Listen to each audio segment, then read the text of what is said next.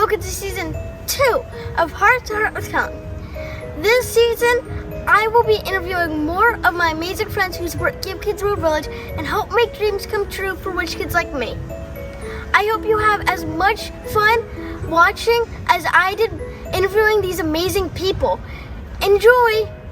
I'm Kellen from Live with Magic, and welcome to this episode of Heart to Heart with Kellen. My guest today is the legendary man behind Defunctland, and my friend, Kevin Perjurer. Welcome to the show, Kevin. And don't worry, we'll keep you behind the curtain.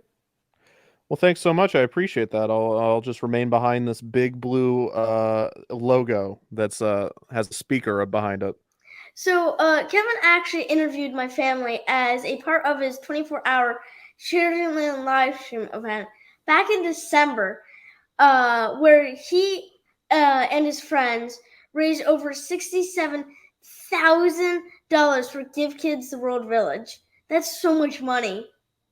Yeah, it was last year we raised over, I think we raised 51,000, and then this year, with your help, we raised 67,000. So thank you, and your whole family really helped out. And you were on, I think, at multiple points, because we split your interview in two. So yeah, it was amazing, and it was our first 24-hour stream, and it'll be our last 24-hour stream because around 4 a.m. nobody was watching, and we were very tired. But no, it was amazing. So yeah, thanks for being a part of it. Oh, thank you so much for having us on that stream. That was amazing. Yeah, absolutely. I appreciate it. All right. Last year, you hit 1 million subscribers on YouTube. Congratulations. That is amazing. How did you celebrate that?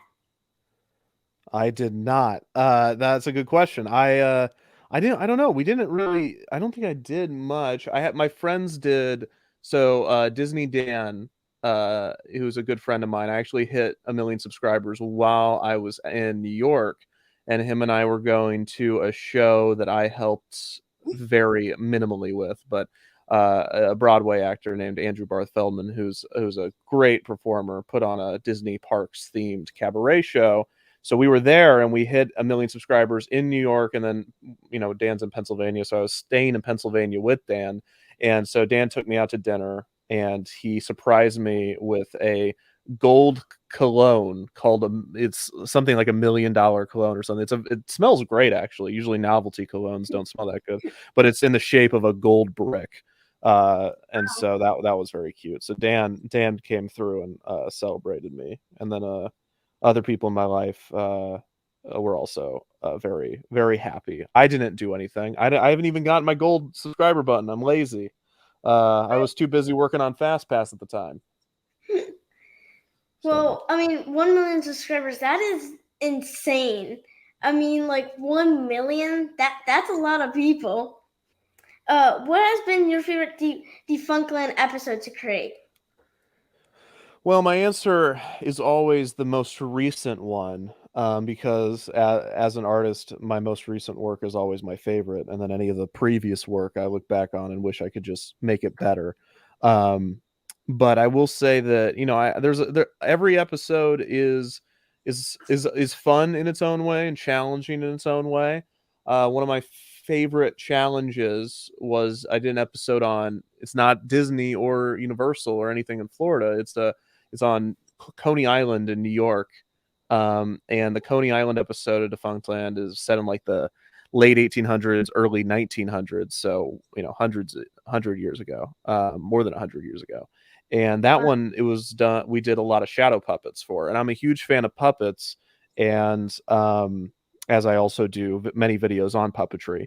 And so it was really fun to experiment with shadow puppets, and that whole episode is told through shadow puppets. So I always I look back really fondly on that experience, being able to create that episode, because it was just so fun to do the shadow puppets.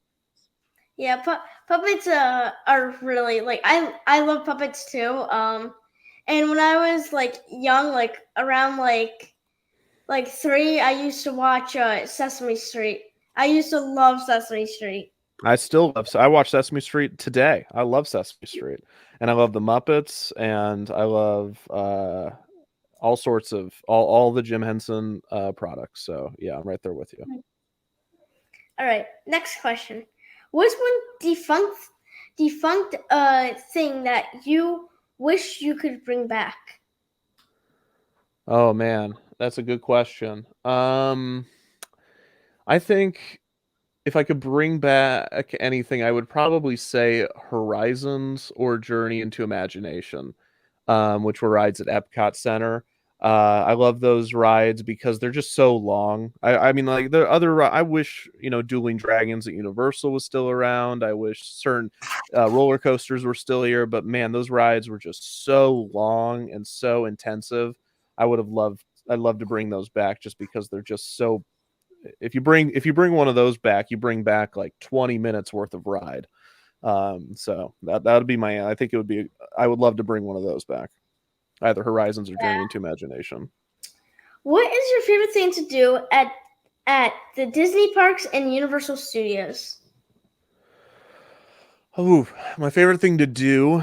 Uh, I don't know. I have different experience at each park. I think Universal Studios and Islands of Adventure and Magic Kingdom are all in like operate in my mind as like these parks that you're very like it very much feels like you're at a theme park and you're just going, trying to get on as many rides as you can. Mhm. But Animal Kingdom, Epcot, and Hollywood Studios, to me, are more of my hangout parks.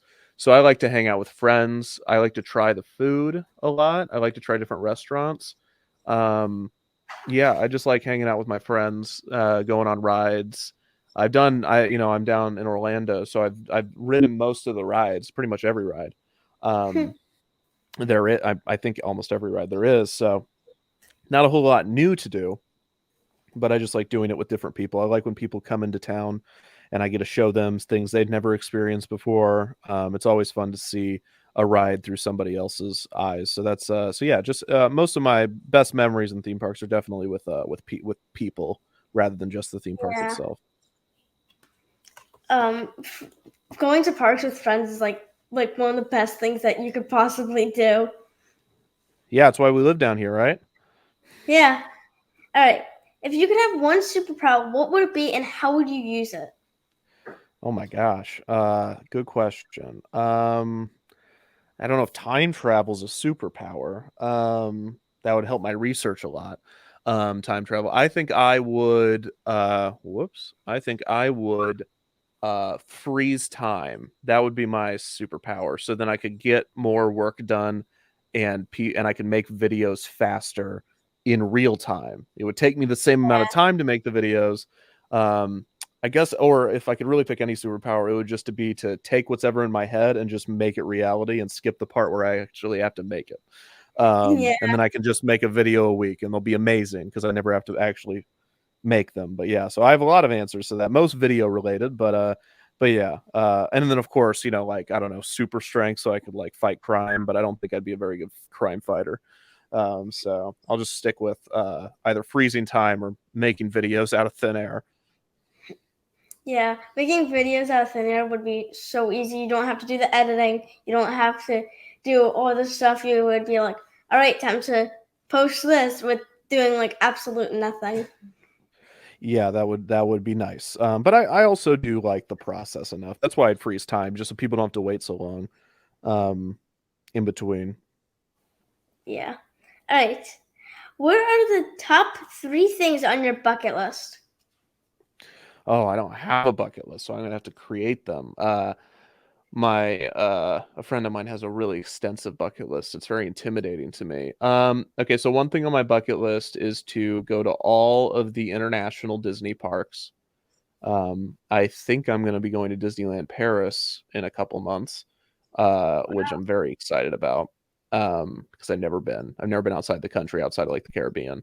Um, so I'm very excited. Another one would be to go on all four Disney Cruise Line ships, all five Disney Cruise Line ships. Now, I've only been on the Dream and the Fantasy, and I love Disney Cruise Line. And I think if to pick something non-theme park related, um, I would definitely like to. I guess I don't know if it's a bucket list item, but to have a documentary on a major streaming service would be like a creative thing that I would like to have happen. but I'm also pretty content doing what I'm doing right now. So it's hard to, but yeah, I'd say that. So those three, definitely those three items are on my bucket list. Maybe not the top three, but they're on there. Okay, next question. I'm inspired every single day by people like you who support Give Kids World Village and help make dreams come true for wish kids like me. Who has been your biggest inspiration? Oh, that's a good question. But can I what, like, creatively or charitably, or like in what way? Anything. In any ways. Oh my gosh. I'm very blessed to have a lot of really great parental figures in my life. I have two amazing parents, that both are great, and they taught me so many things, individually and together. And then I have other people in my life, that I look up to, that have taught me, even more about life and art and being charitable. And I think, I'll say that, so outside of my parents and my direct family, um I used to work. I don't want to give too much about my backstory. I'm trying to think. So I used to, my old boss at a job that I used to have, it was one of the most charitable, giving people, and would just give and give. His I think sometimes his issue was, not giving. That's just how selfless he was. And so I always look up, whenever I think of, charity and giving, I always think of him, because he was such a great inspiration, to me, and still is, just how to give and how to be there for people. And just is a really cool person, in the small community that I came from. He's very, very well known as being just a very, kind person, both charitably and personally, and very giving. So I would say my old boss, outside of my direct family, is probably one of my biggest inspirations. Yeah. People that do charity they're so nice. Like, they're so thoughtful, and it's so nice that people like do charity and stuff. Absolutely. Okay. What are you what are you most looking forward to in 2022? Well, I've got a lot coming up. I don't know how much I want to give away personally in my life. I moved in 2021. In 2022, I'm doing another big life thing, personally. And I probably shouldn't divulge too much. But outside of personally, I am, professionally or creatively, I have a big project that I'm going to release, and it's about Epcot, and it's something I've been working on for almost 2 years now, and it's hopefully going to be good. Yeah, so I'm looking forward to releasing that movie that I'm making, and so more so just so I can release it and then be done with it, because it's just taken way too long. But I'm also looking forward to people seeing it. So yeah, so that's probably my answer. Well, thank you for spending time with me today. I really enjoyed this interview. Thank you so much for what you do with Give Kids World Village. Like, this interview was probably like one of the best interviews like ever. Possibly could have been the best one. But Well, I thank hope you so so. much. I don't know who your other interviewees are, but I'm the best. No, I'm just kidding. Thank you so much for having me. I appreciate it. I can't wait to see Yeah. who else you have in this interview series. If you could just tell everyone where they can find you on like social media and stuff. Sure, you could go to youtube.com/defunctland to see the videos. You could go to twitter.com/defunctland. Pretty much anything /defunctland, we probably have it. You'll find us. And yeah, check out some theme park history when you get a chance. Yeah. Make sure you guys subscribe to Defunctland. Thank you so much for watching this episode of Heart to Heart with Kellen. If you enjoyed this video, make sure you like, subscribe, and hit that bell so you'll be notified anytime when we upload a new video. And make sure you live in the magic. Bye!